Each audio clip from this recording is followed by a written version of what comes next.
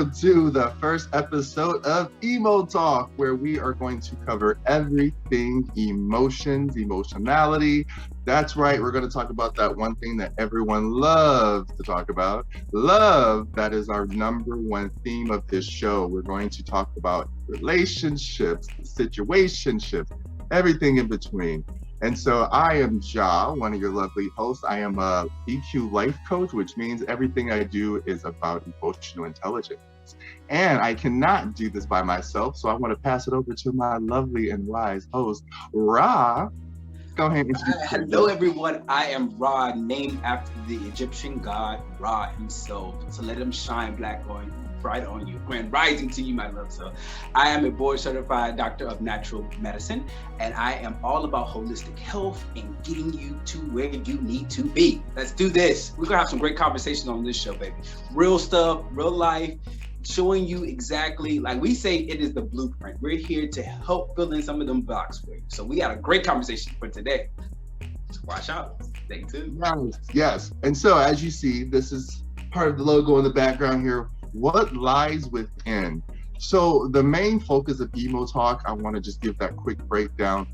A lot of times we walk through this life not knowing anything about the emotional conditioning that others have been through. But we get so many scripts about how we're supposed to act, how we're supposed to speak, how we're supposed to react. And it's never really helpful to our own experience because we're trying so hard to fit into somebody else's reality. And so what we really want to bring to the table is, again, there's enough information out there for people to really start getting a foundation of that exploratory self of the emotion. But this is just a quick little check-in that you can do weekly just to get a little feedback. You got two brothers here who want to help you out. We want to give you some good information that we've been through personally, so that then you know this is not coming from some script or some magazine where they give you these generic bullet prints. We're going to give you our real life experience so that you yourself can take it back and apply it to your life, because nothing matters if you don't know how to function in your own purpose and reality. So what we're going to start off with today is, I personally, let's just kick it right off, bruh. Let's go, let's do this thing. Let's do that. Come on. How do you feel about these dating apps, man? Right now, I feel like I am just, it don't even feel real no more. It doesn't even feel like you're really talking to people. You're just, everything's a swipe. You swipe. So you're swiping. Like you're judging someone off of 3 pictures, 3 or 4 or 5 pictures, whatever they have.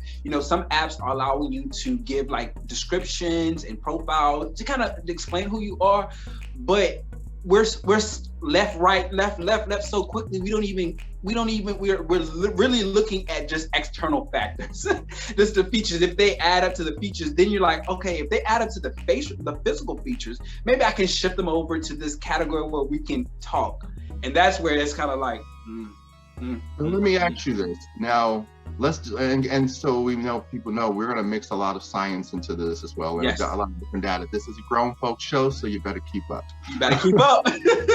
So, based on what you just said, where do you feel this type of calculated emotional feature picking comes from? Like, where do you feel it really stems from? Because a lot of the times, as you said, people have this inclination about what they deserve, which is totally okay. I have my preference of what I know is my type, which we'll talk more about.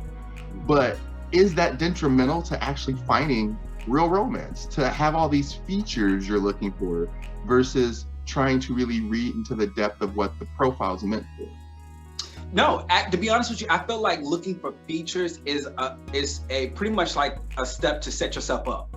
Because until you can recognize what you physically want and what you deserve, anything that you see physically, everything in the candy shop, it looks good, smells good.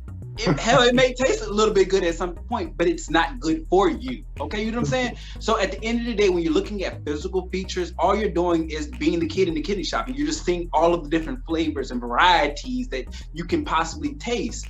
But without actually knowing what you really, really, really want, and what you want what you want versus what you deserve is another thing too that you have to add yourself to. So just swiping, there's no sound science behind it. It's just really truly looking at physical attributes, things that you used to think you wanted or that you find appealing to you. But truth of the matter, ask yourself, is at some point you're gonna get old, right? Are you going to be looking at physical attributes at our time, or are you going to be looking at the heart and the hope and the soul? That's Andrew, hell yeah, we'll be looking at physical attributes when I'm old. Okay, that's true, right? You will be. But the heart is going to be the one that keeps you there, though. This is true. No, I'm like, well, because I want people to know this is some real talk. Like, true. This is what makes it hard for people to choose, because look, the flesh is what makes us weak. But absolutely. The heart is what's willing to allow that new person in. And so, you know, I get what you're saying too, where it's like, we have this type of thinking where we forget about walking into our gracefully, which is knowing that, yeah, this is fun and this is beautiful, but when I'm older, and none of this really matters, is the person sitting next to me somebody who's really going to support my mental health and keep me feeling balanced. And you know, and so something that you said, let's really just let's just dive into it again with like the consumerism of hedonism. Yeah. Let's call it what it is, baby. That's right. Call it what it is. Yeah. Say it again. Consumerism of hedonism. Okay. So this comes from, you know, I work in marketing and branding too. And so this comes from, again, how we put the human body out there. Yeah. Don't get me wrong. I don't think there's anything bad about praising the human body, showing the human body, embellishing the human body, whatever you want to do with it. But we all have to remember, what you're fed is what gives you the nutrients you then feed off of. So if you believe everything is about the booty and the boobies and the eggplant shaped gray pants and everything else in between, honey, you will get lost in translation of what, again, you're swiping for. You know, from something that I always ask myself, and I'm guilty of it, I download these apps when I get lonely. Yeah. You start feeling like, I want to talk to somebody. I want something to, you know, touch on and feel. But at what point does it become escapism? Right. And you're no longer really looking for someone, you're just trying to feel validated. And you just said it right there. The moments in which you're having the app on your phone as a mechanism to socialize with people where it's supposed to be intended for, and you have it on there constantly, then that's, again, it's just an app that is there to help you socialize, right? The moments in which you recognize that you're only getting on the apps, or you're only utilizing the apps in the moments in when you're feeling lonely, in the moments in when you're feeling like you want someone to love on you, in the moments when you want to have a conversation that you don't just have with your friends, but something totally different. That is when you have to get your, well, you and I, what we would call is, that's confusing energy. Because what it's simply saying to the universe, again, I have to bring that back to everyone's attention, that the universe doesn't speak in the language that you and I are communicating right now. Everything is around emotional. There's a reason why we have this show. It's about emotions. It's about a feeling. So if you are just looking there and just swiping, what feeling or what energy are you giving around? You're signaling to the universe that this person is not this, and this, and that. But what are you actually saying that you really, really need? You need to be started saying on an energetic level that, you know, I want someone to fulfill me. I want someone to have conversations with me. I want someone to make me feel that I'm okay without me feeling. Only time that I need to recognize that is when I'm alone. That's where we go wrong at, because we don't need to do that when we're feeling alone, because it just tells the universe we're alone, so send me somebody. And when they say send me somebody, bitch, you get anybody. Anybody. And if, again, universal language is very specific. If you say, bring me this type of person, it's going to bring you that type of person. But if you don't specify a good-hearted person, a kind soul, somebody who's going to balance my energy, you're going to get everything, the body and more. And so, you know, if you're, and that goes back to what you just now said, when it comes down to looking at physical attributes. It's kind of like we see the physical. We like, that looks appealing. That looks great. But ask yourself. Let's be real though, bro. Like, what is it when you see a profile? Let's play this game to keep it entertaining. Yeah. We got our two types, the one we want to bang and the one that we want to date. Right. What do those profiles look to you so that people have an idea of what men are really looking at when they're going on these apps? Listen, externally wise, they're both going to probably present the exact same way. They're going to have all of the features that I want, right? Now, again, someone who is in tune to themselves, who recognize themselves, and this is a level that grows onto people. You have to understand it's a process. But once you recognize what you want, you can literally look at photos and you can read energy. You can read how someone is portraying themselves, especially when it comes down to if there's only 3 or 4 pictures. Those 3 or 4 pictures, again, is something that people quickly gonna see. So again, advertisement wise, if I can see a picture of you in the spirit where you're outside having fun, again, someone who likes adventure, someone who likes spontaneous, right? So when I'm looking at your profiles and I'm looking at your pictures, I'm looking for those things that show me who that is. Because again, we can all put on a picture on a face for a profile position, and it can be totally different from our life. I want to see what your life is about on a normal basis. So again, for someone who's attracted to spontaneous activities, adventure, those are the things that I'm looking for in your profile, what you're portraying in the pictures.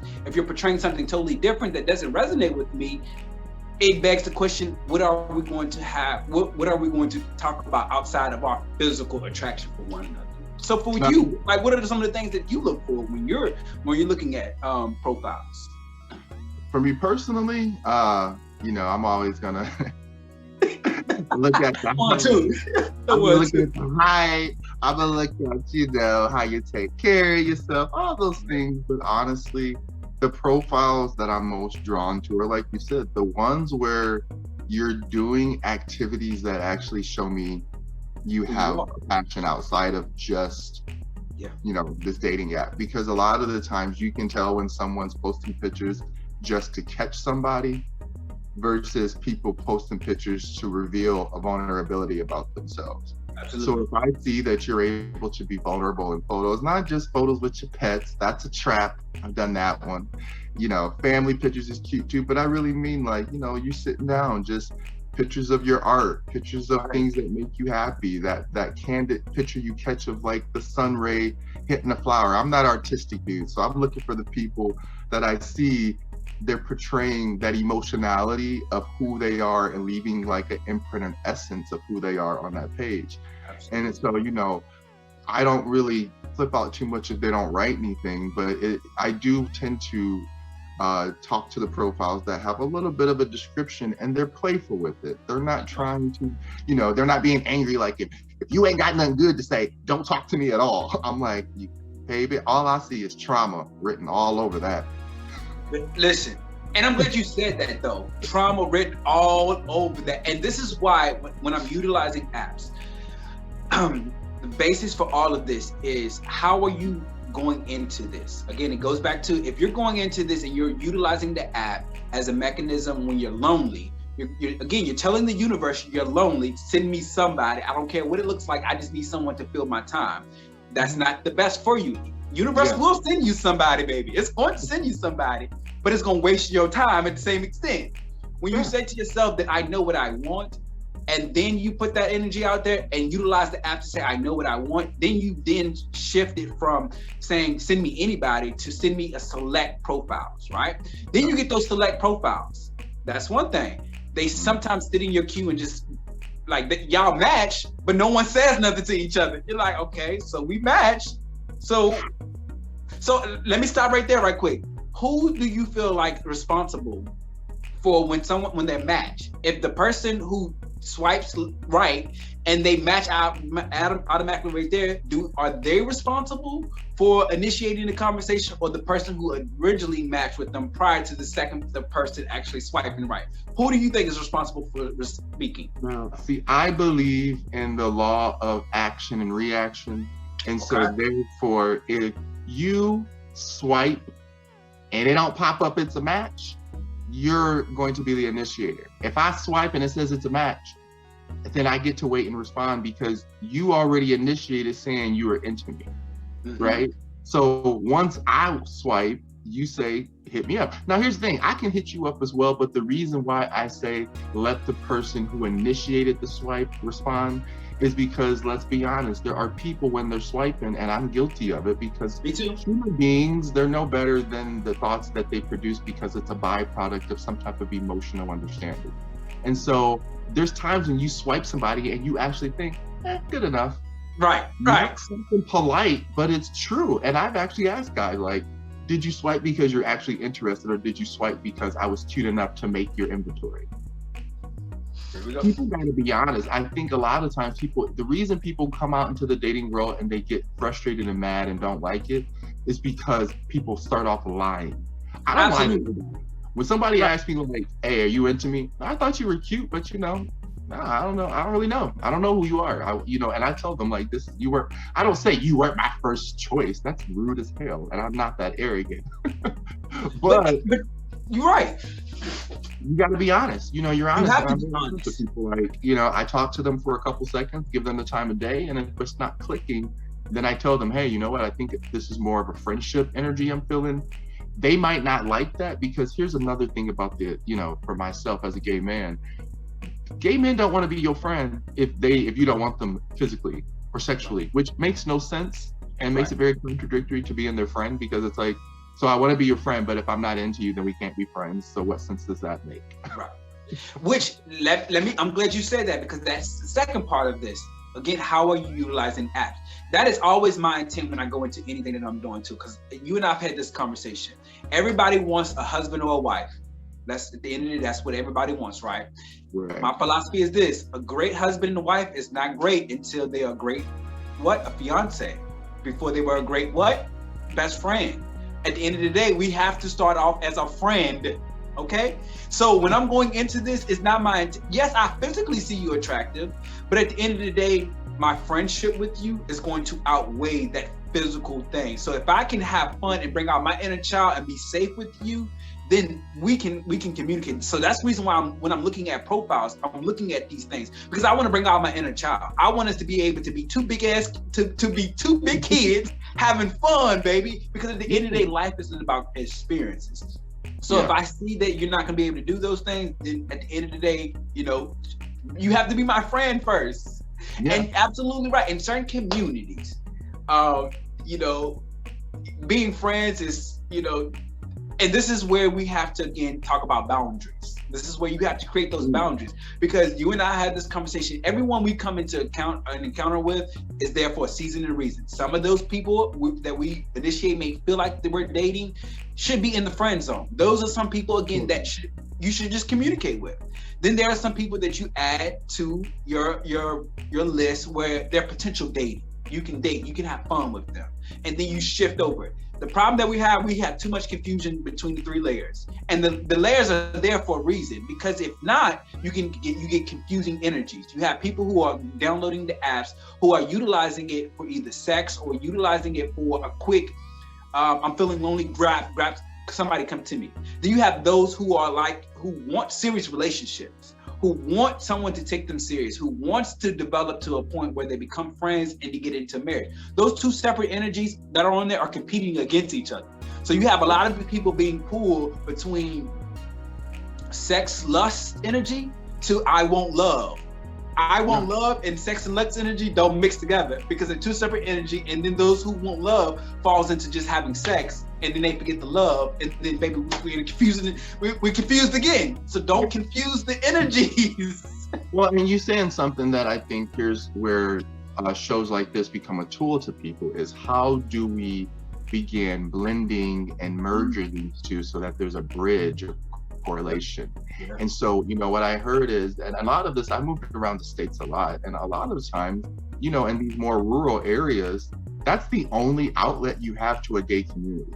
True. And so and even for some people, beyond just being gay, it could be cisgender roles too. Like if there's only a pot of selected people around you, you tend to date by proximity versus what's really meant for your energetic balance. Absolutely. And so I think what's really important from this conversation is, again, intention. Intention is so important, because a lot of the times we see other people in relationships. We see what relationships do for people aesthetically, but we're not told the work it takes to keep those aesthetics the way they are.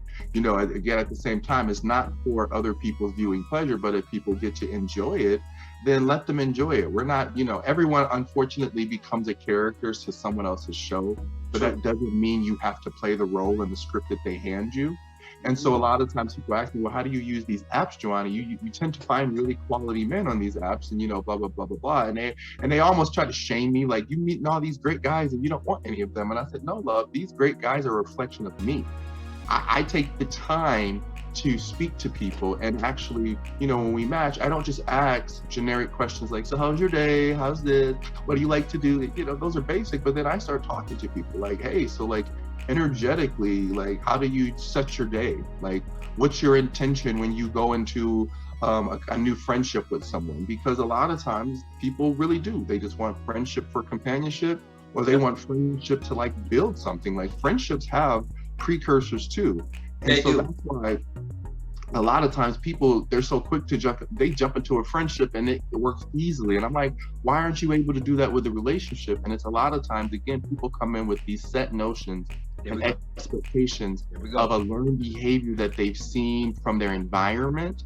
And then instead of trying to date people, they end up trying to date their environment. And a lot of people try to hand select people that will fit into their environment versus picking a person that actually fits their reality, as I said. Because the reality is, whatever you're feeling and going through at that time, that person has to know how to digest that and be willing to compromise whatever you're going through emotionally to say, okay, I see them, I see what they're going through, this is how we're going to operate and work. But if you're only swiping again just to get this attention or a trophy of a partner, this is where we again keep coming to this emptiness.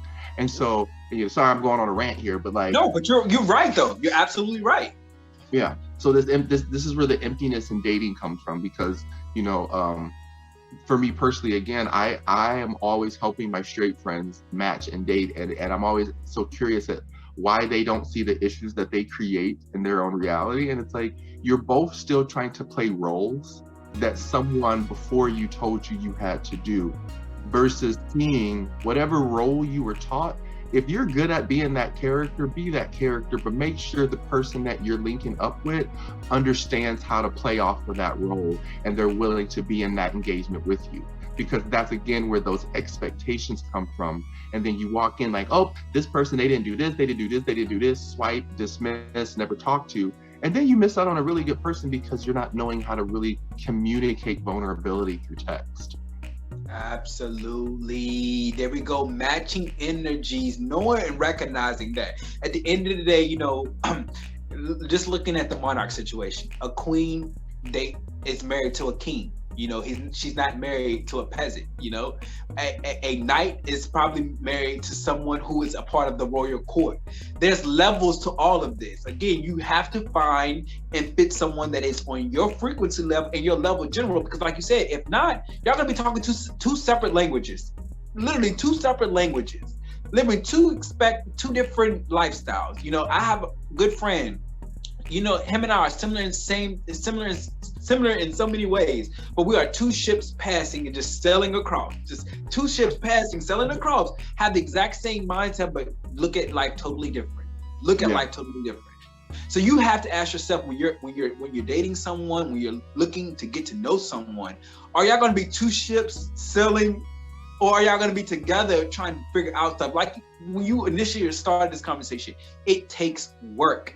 You know, it's not something that, again, and this is why looking at physical profiles won't give you what you want, because if you're only looking at it for the quick fix and you're only looking at what is being shown to you, because again, people give you and only allow you to see what they want you to see. So when people post something, that probably was the best pictures out of their profile. So how can you judge on that? You can't. You have to, again, seek to try to understand this person, seek to want to do the work. And that, again, starts with understanding where you're at. Because if you're not, my thing is this: in my next relationship, I want to be challenged, not in a challenge in a way in where I feel like I'm always competing. I feel like I'm having to argue to get over my point. I want to be challenged to say, oh, you know what? I didn't think of it that way.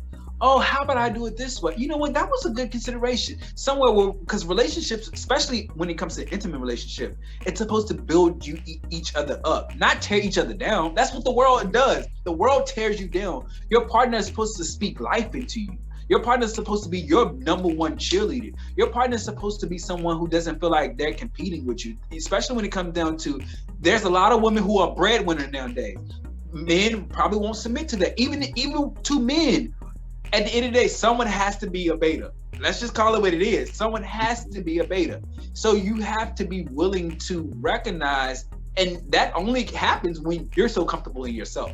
Because again, you know at that point, this person that I'm trying to interact with is trying to, for my biggest goal. So I tell everyone, if you really seriously want to be dating, you seriously actually need to take some time for yourself first and foremost.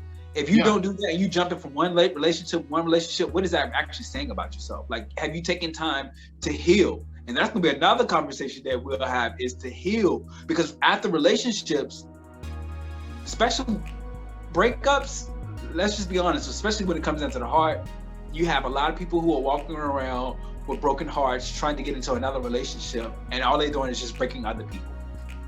A cycle break broken people. And so you said a good amount there that was very condensely packed, which I like, which is you tapped on gender roles, and then you also. So I think a lot of times in dating, there's a distortion that's been created where it comes to, again, what the alpha is, what a masculine is, and then what the cisgender role is. And so again, as gay people, for myself, we don't really have to choose to play the role. If we fall into the role, then that's just a choice. But based on the biological parts of the cisgender man and woman, there is a natural role to, okay, this is the father, this is the mother, but then one can tend feminine energy, because the mother can be more masculine than the father, and the father can be more feminine. What that means is it's not so much the feminine and masculine qualities of what we call mannerisms, but where it's more about that protector nurturer energy that allows you to kind of figure out who you feel most comfortable as in a partnership.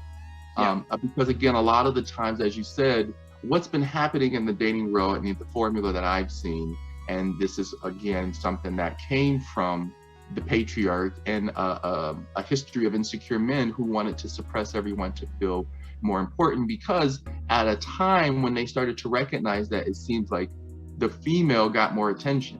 You know, she has the babies and she gets all this love, and then you're taking care of her, you feel like you're doing all this, but we have to remember the female has the biological body to carry human life.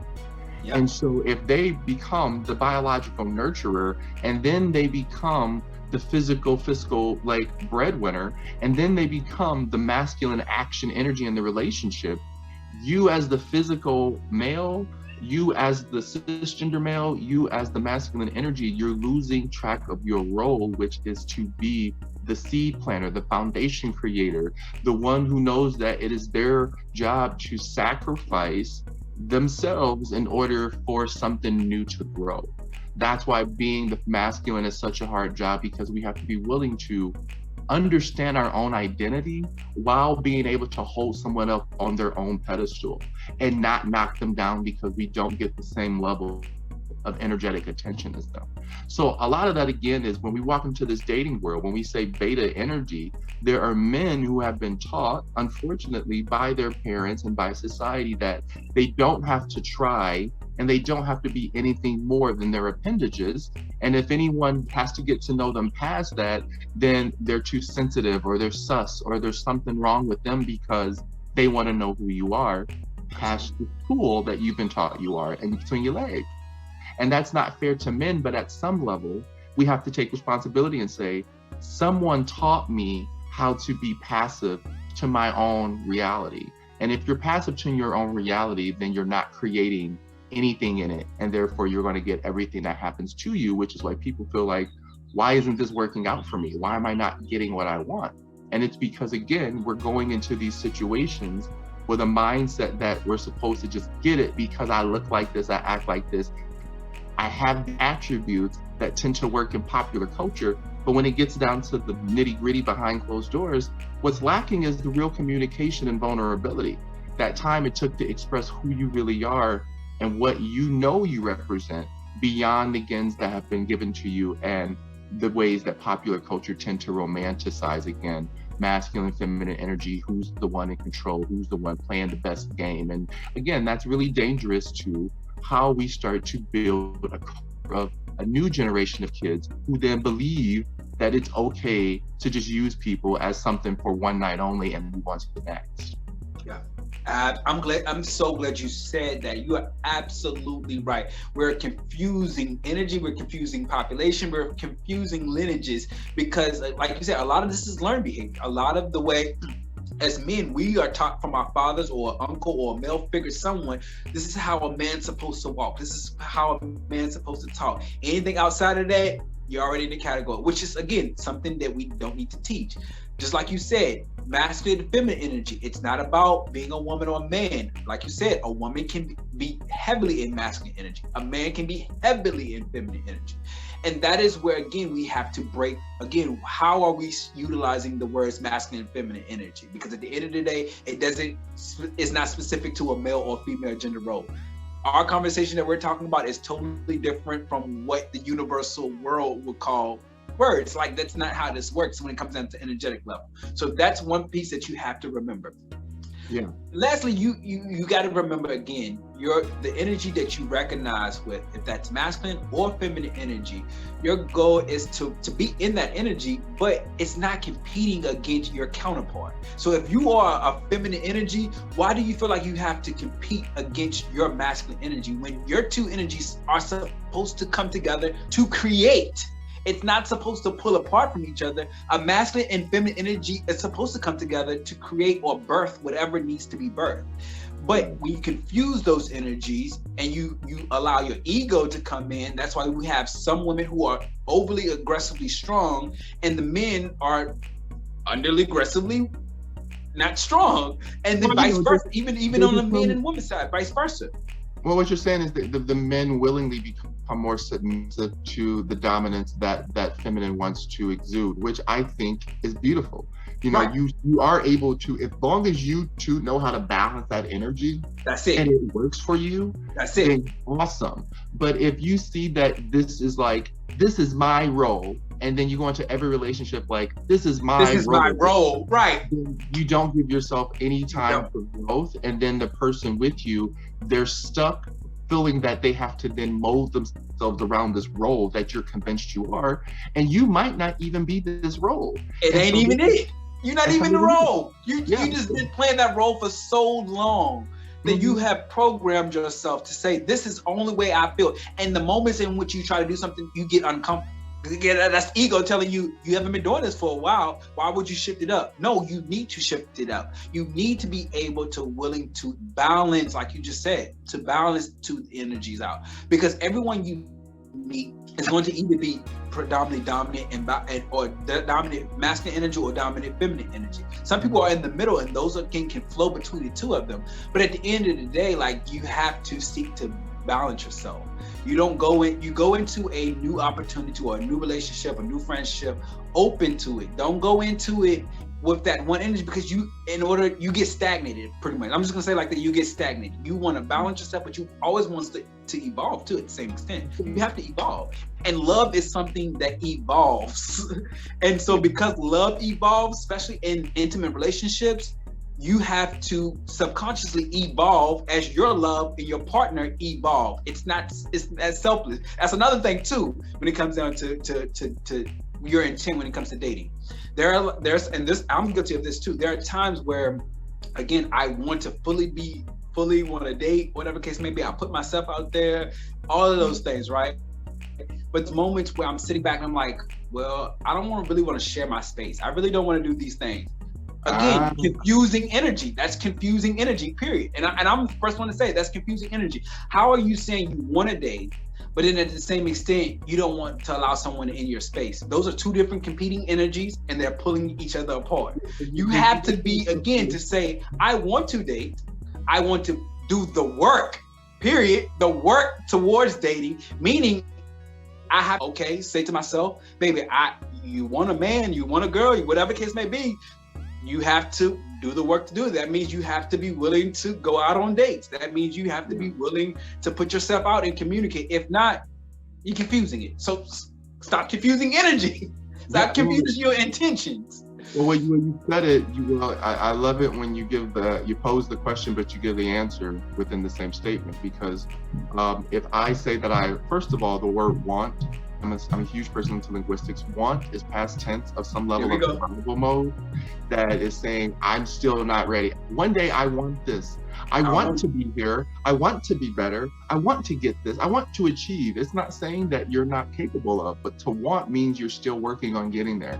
So for me personally, I'm gonna pick on some people. To get on a date wanting to app, or get on an app wanting to date, to me, you should not be on that app yet, because you've already said that you've spoken your truth. I'm not ready to give up my space yet.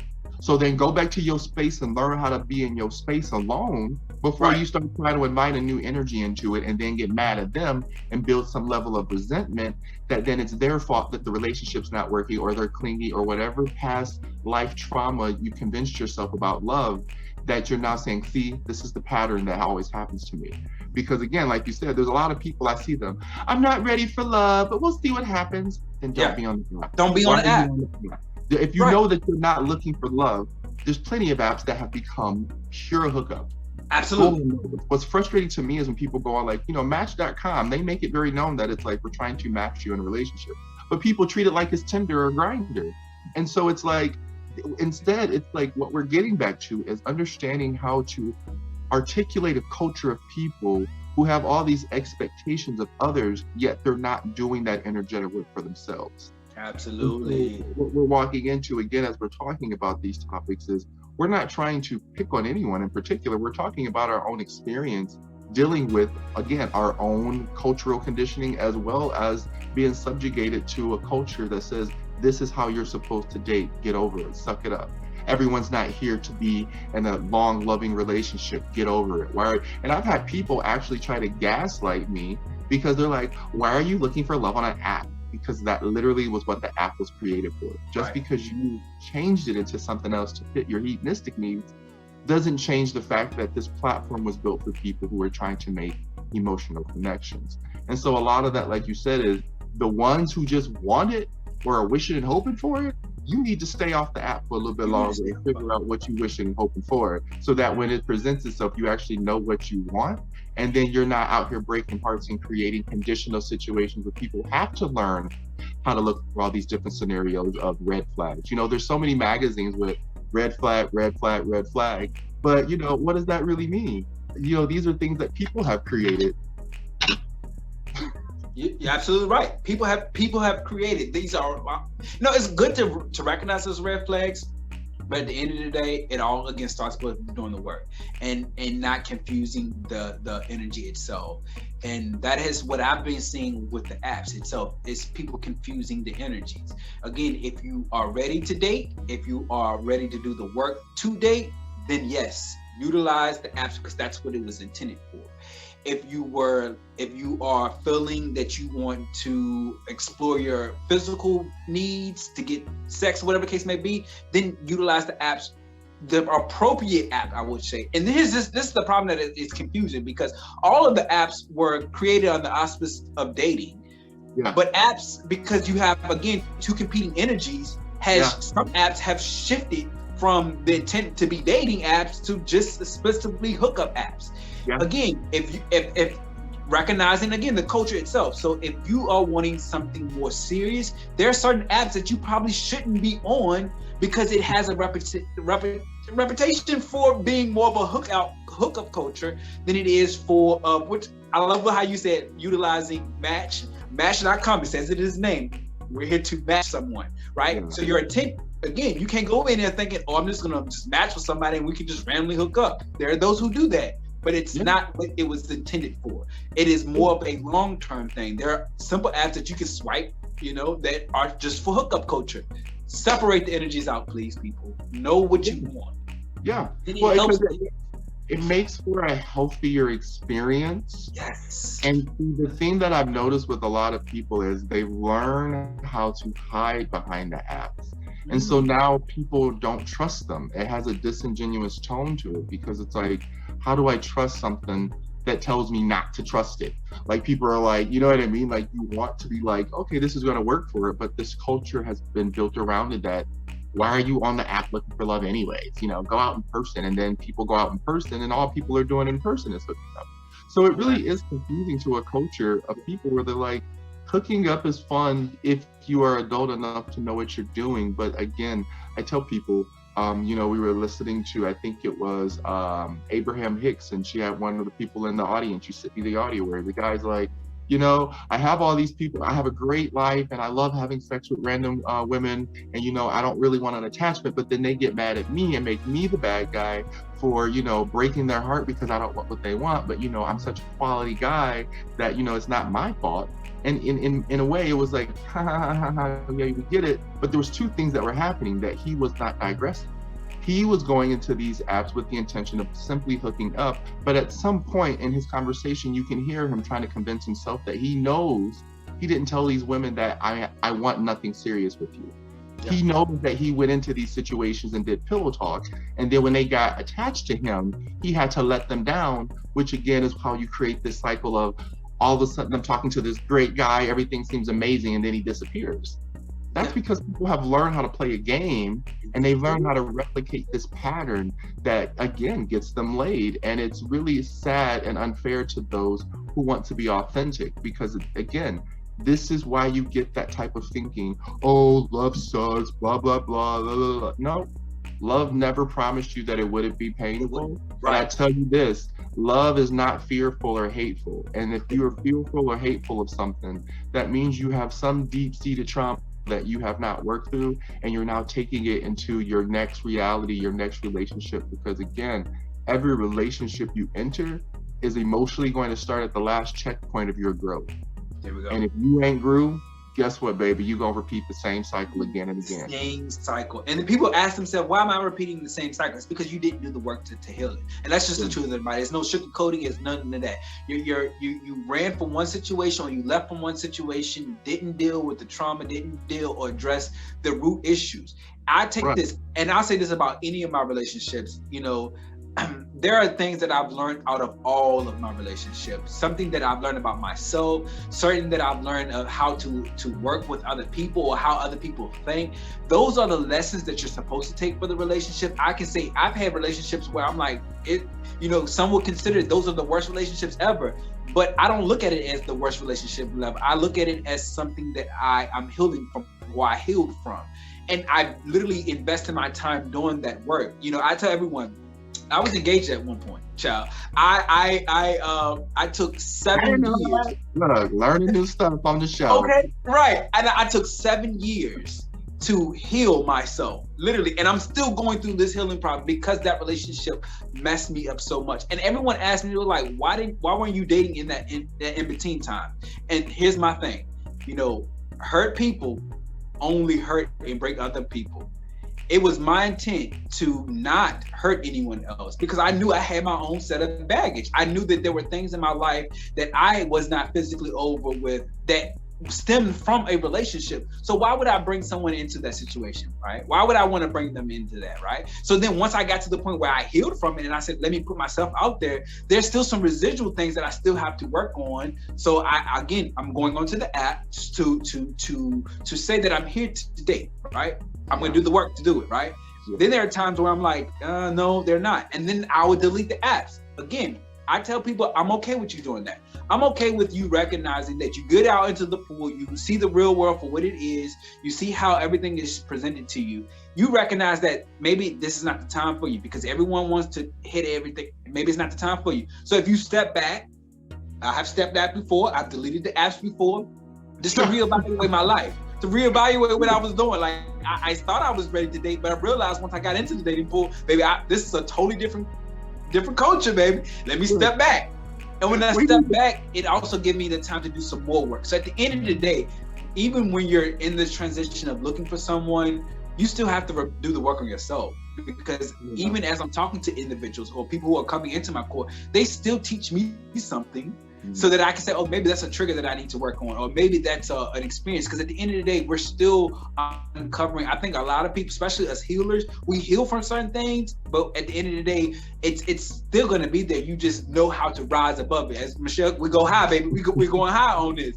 And so at the end of the day, don't confuse the energies. I think that's the biggest piece that I wanted to just say right now is we need to stop confusing. If you want to hook up by all means. It's an experience that everyone has had. But if you're looking for love, don't go into this. And this is, again, when it comes down to those who are saying, well, they just got, I went in there saying that, I went in there telling them that I didn't want a relationship, but you're giving relationship vibes. You're giving relationship energy. If you want to be a F-boy, or if you want to be someone who just hook up, then do that. But don't give someone the energy to say, or give them the idea that this could go into a relationship. Because that's one thing that is an argument that everyone would say, well, I told them I wasn't looking for a relationship, but you were giving them relationship teas though. You were taking them out to dinner. You were telling them, baby this, baby that. You were giving them what a relationship was. Yeah. If you want to, again, don't confuse it. Stop confusing it. And then you hurt people talking about something. Oh, wait, that's not what I meant for. Oh, I didn't want them to fall in love with me. Yeah. But you literally gave them the energy for them to fall in love with them. Look, again, you be saying them, look, we both be doing that. You be giving them them 1-2 punches, and I gotta jump back in and be like, hold up, man, you just KO'd a few people. Yeah. Okay. First of all, it is very cathartic to delete that app. You know how many times I deleted it and re-downloaded it? Okay. I know why that's the go-to for everybody. It's like, I'm just going to delete it and just get away from it. Because once you get back on it, it becomes addictive, where you're just swiping just to swipe, just for nostalgia's sake.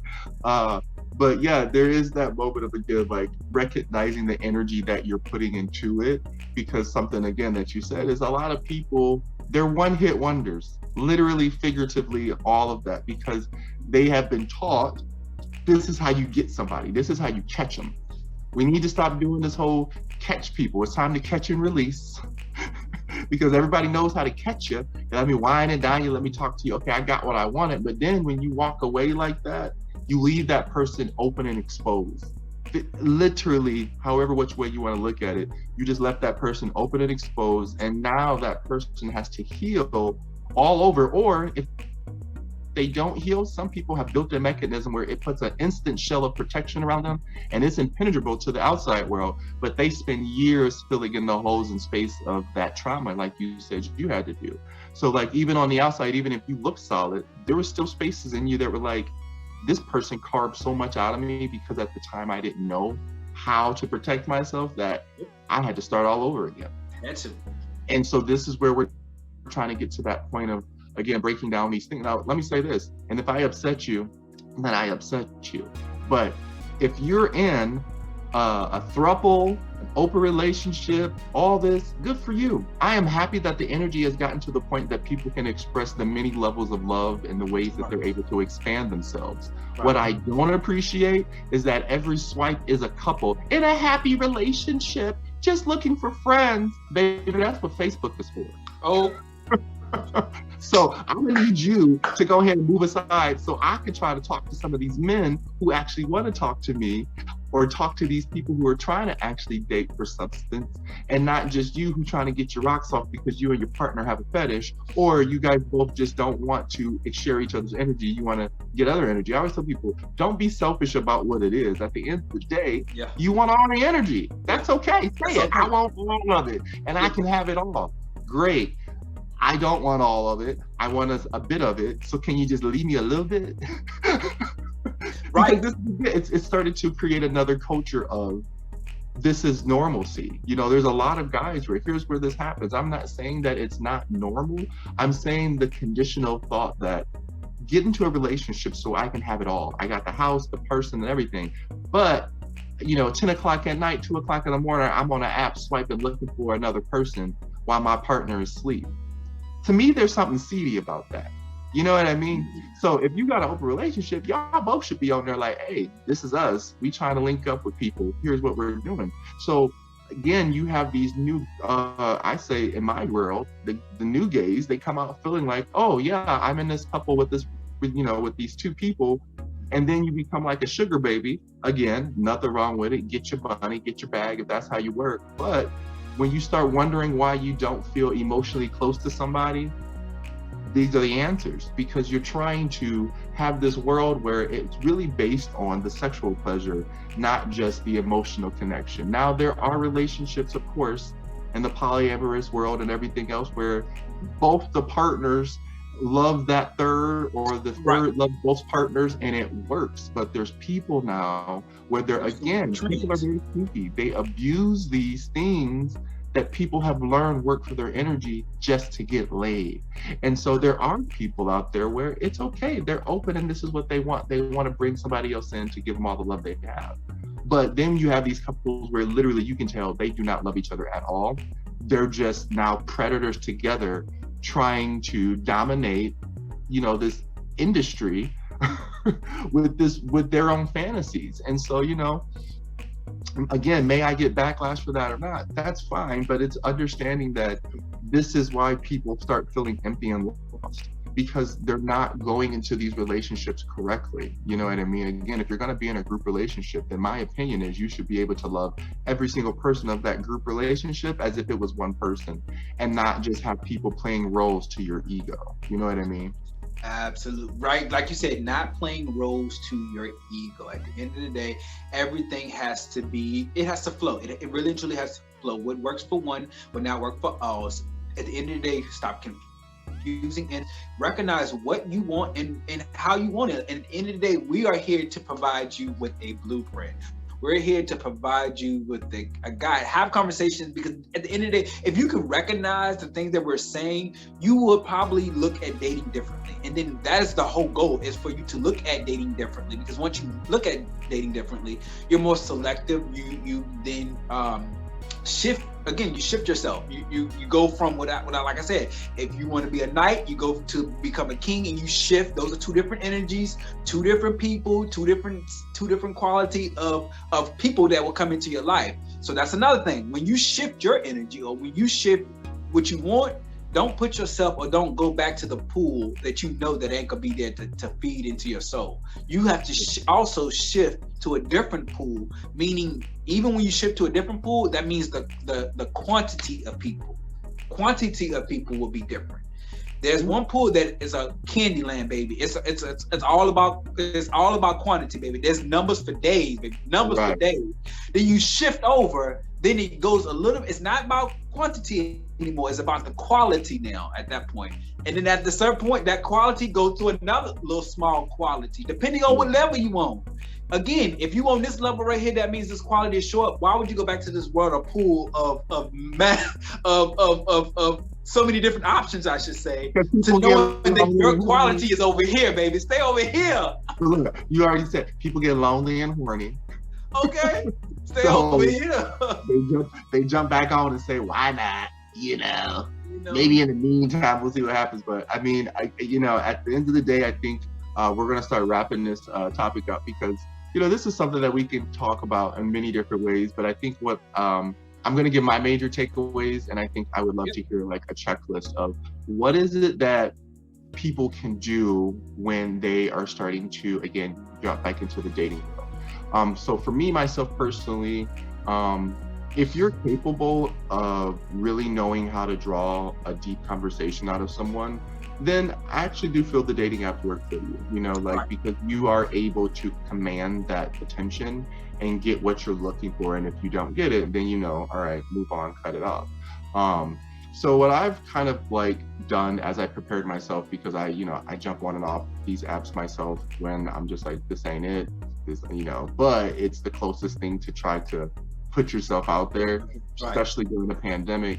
I choose apps that make me comfortable. Surprisingly, Facebook has a little dating app, and that one has been working great for me, because it's it's not as it's not as gimmicky as Tinder where you got to swipe to match and go through all these loops just to talk to somebody.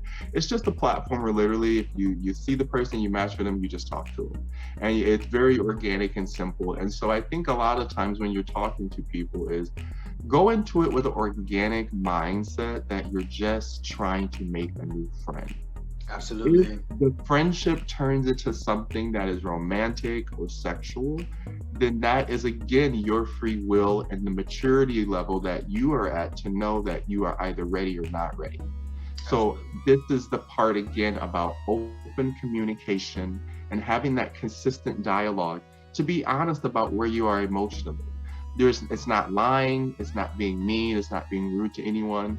You know, I've had a few people call themselves cussing me out, call me a F-boy, all this other stuff because the expectation they set in their head didn't match the reality that was created once we met in person. And so this is why I tell people, really take the time to ask questions that matter to you. Don't just ask these generic questions you found in a magazine because somebody say they work. There's a lot of things that work, but on a superficial level. There's no depth to it. There's no contextual value. So knowing the value of your worth when you walk into the dating ring, especially after being out for a few years, is going to substantially help you know how to differentiate between someone who's just trying to get laid and someone who's actually trying to get to know you. And so that's the only advice that I really have. You know, there's no real answer around it, but I think the more that people are starting to become emotionally aware of who they are, they're starting to be more honest about what they want out of a relationship, which is then able to help them get to that point of saying, I know what to do to get what I want. Because wanting, again, that's just the need, that's just the desire. But when you know what to do to get it and you do it, that's putting in the work. Absolutely. I totally agree with everything that you said. I think that is my takeaway too with this. At the end of the day, don't confuse the energies. At the end of the day, when you're coming back into the dating world, if you know that that you are poor communicator when it comes down to sending text messages, when it comes down to following up, when it comes down to even speaking on the phone, then the apps may not be what's appropriate for you, because that is how you will communicate. You have to send messages, you have to talk on the phone, and if you're not ready to do that, then step back. Fine, step back and take a different approach to it. It's not the appropriate way to do it. Maybe you need to go out to a restaurant, a bar, a museum, or whatever the case may be, to find who you need to, because an app requires you to socialize. Even at the end of the day, let's just put it like this: if you're wanting to bring someone into your life, you have to communicate. It's no way around it, baby. It's no way around it. I mean, you can't get to know someone without what you got. And just like Josh said, ask questions that are going to be meaningful to your situations. I'm a creative person. I'm a spontaneous person. I'm an adventurous person. So I want to ask questions that are going to be, are you going to be spontaneous? Are you going to be adventurous? What does your childhood trauma look like, baby? Because I'm dealing with my trauma. You need to deal with your trauma. We can't sit up here and create trauma bonds, which will be another conversation for another series too, baby. We got so much stuff to unpack around here, baby. We got so much to uncover.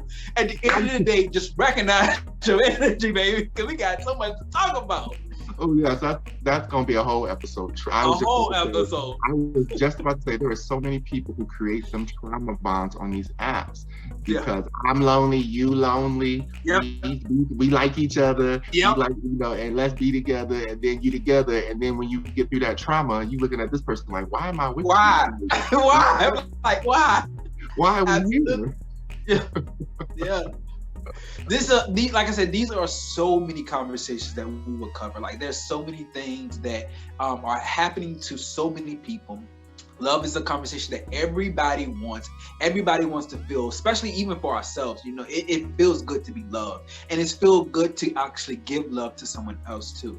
But until we can have conversations like Emo Talk is about doing right now, is to actually talk about some of the things that are key and fundamentals when building relationships that we take for granted, and then we're in this cycle now of so much confusion. So many people want love, but they're in this fast-paced world where our conversations on this platform is to give you the blueprint.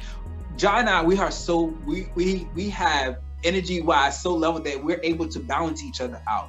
And because we can balance each other out, our conversations is to give you guys, be able to look at it from one or another perspective. Because at the end of the day, you are only subject and only can understand something from your lens, your perceptions. And it's great when you can look over and say, hey, listen, what are your thoughts? We compare notes.